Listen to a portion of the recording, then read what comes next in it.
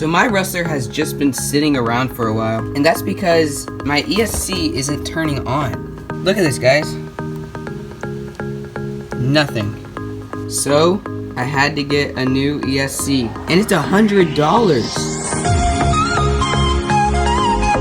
But I needed it to drive the Rustler, so I'll fix it. Alright, let's fix it up real fast.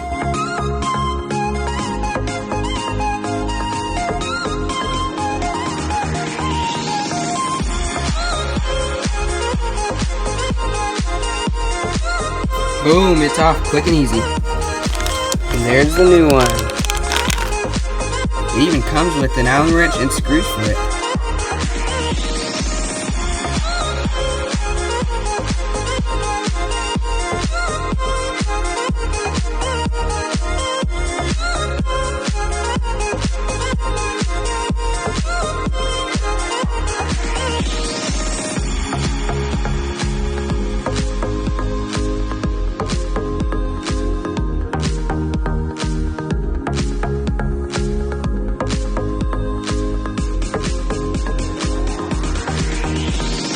Guys, it's all fixed. Let's see if it can turn on.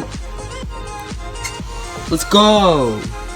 And by the way, guys, I did check all the connections and stuff, so I know it is an ESC problem. Now, I will drive the Rustler in this video, but I do want to say that the Rustler's birthday is coming up, if you could give a car a birthday. But the day I got it was October 21st, and right now it's October 16th. And the unboxing video was posted on the 23rd, 2 days after I got it. And it's Saturday right now, and next Saturday will be October 23rd. And I'm hoping to do a video of all the best shots I've gotten out of the Rustler, a quick little montage of the past year.